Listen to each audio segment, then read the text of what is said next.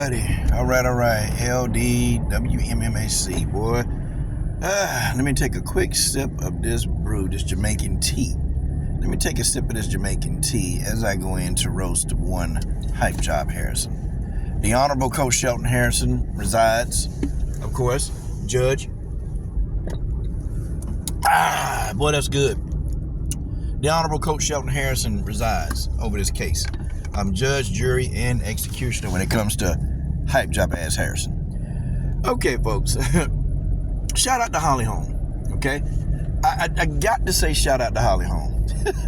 Holly Holm done doubled down on Hype Job Harrison. So pretty much Holly Holm said, listen, okay, Dana Company, if this fight gonna happen, she better be on weight. If she don't make weight, I'm not fighting her. She can't be over by a micro pound. She can't be over by nothing, okay?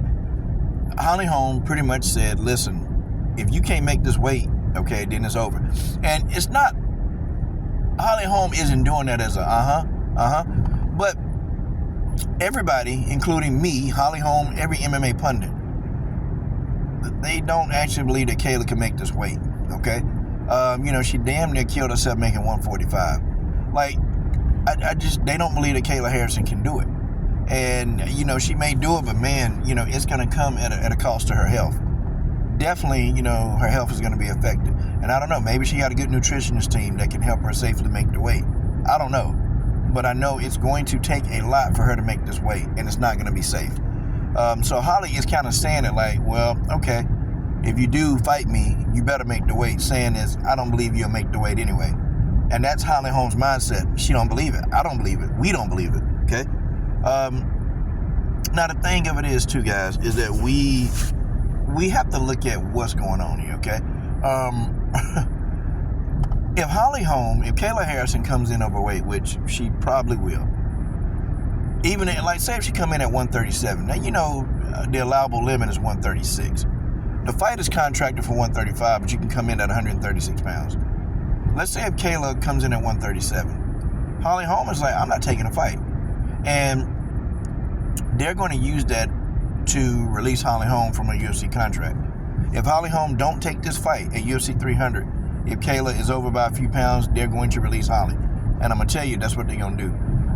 The UFC, they've always kind of been real petty and vindictive like that. But if I'm Holly Holm, I wouldn't take the fight either. I wouldn't take it because, how is that right? Like, how does she, get to come in here, okay, and do whatever she want to do? You're going to bend the rules for this girl. And we know Dana going to do it, okay? You said you wouldn't sign a girl. Now you got the girl signed. Now Hype Job Harrison is here. And everybody know damn well this girl I don't know, what's she going to have? Lipo? She got to go to Santabello? I don't know how she going to make this weight. It just doesn't seem possible. Because Kayla, struggled. I'm talking about was in trouble, was hurting, making 145. She was in pain trying to make that weight. And did you guys see how Kayla looked when it was time to weigh in? She looked like damn the wife of the Red Skull. I mean, she looked like, Skeletor's concubine. I mean, damn. That's who she looked like.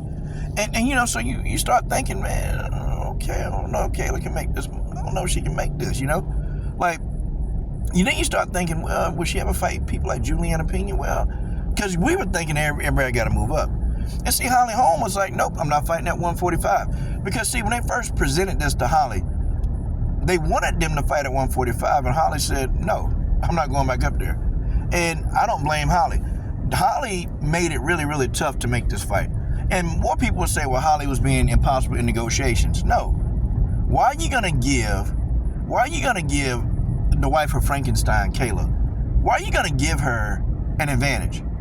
Like, why? Why does everybody got to give this girl an advantage? The same thing that she did in Invicta. She tried when she fought Courtney King.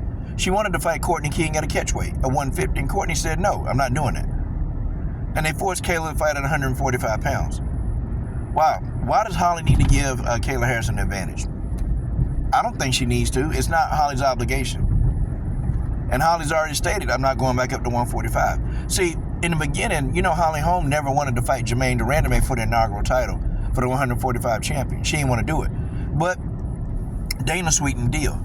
He sweetened that deal and said, look, Holly, there's a title behind it. And then he threw a lot of extra money at Holly, a lot. And it was too much money for Holly to just say no. So she couldn't say no to the offer. She had to, it was too much. And when you have enough money, everybody got a price. So, Holly took that money. But after she fought Jermaine Durandame, and, of course, we all know what happened. Jermaine did some crazy stuff. Holm said, I don't want to fight there again. I'm never fighting there again, okay? I don't want to fight at 145 pounds. I'm done. My weight class is 135. I'm a bantamweight. And so, Holm has stuck true to form on that for the most part. I think she did go up one other time to fight Megan Anderson. I think she went up one other time to fight Megan. But then after that, she still was kind of like, I don't want to go up there anymore. I just don't like fighting at 145. And I think she was talking about it. I have to find an interview after she fought Megan Anderson. She was just saying, I don't want to go back up there. But again, Dana, they sweetened the pot so well, and they gave Holly a lot of money to fight Megan Anderson, because Holly initially was reluctant. She didn't want to do it. She wanted no parts of 145. But, money talks. But here's the thing, okay? I applaud Holm for taking a stand. Now, this could probably end her UFC career. Definitely. Hands down, could definitely end this woman's UFC career. But I think at this point, Holly has made so much money that she don't really care. I mean, she's a multimillionaire, so she don't care about a UFC career. She can go off. And Holly could actually go elsewhere, and they'll take her. Like, could you imagine if the UFC cut Holm? Who do you think gonna pick up Holm? Who do you think will be the first to offer this woman some money? It'll be Ray Sefo in the PFL. You know he gonna come and scoop that up. He's gonna do it. And guess what? You want to know the first fights that Ray Sefo would make in the PFL? I guarantee you, the first fight that they will make is Clarissa Shields versus Holly Holm. That's the first fight that they will make. I guarantee you, they would make that fight hands down. And why? It would be the most intelligent thing to do. I mean, that's the fight I would make. If I was a PFL person and I knew that Holly Holm was on her way out, I'd say, Holly, come fight Clarissa. Make more money than you've ever made. And guess what? Holly Holm would be like, yep. So that's what's going to happen. So Holly Holm does have, another option. She got another option. So I think Holly is playing, she's going to play hardball. Don't give these people what they want. I don't blame her. Why? And then also, moreover, they need to have a hydration clause. Like, don't allow Kayla to balloon back up to like 170 pounds.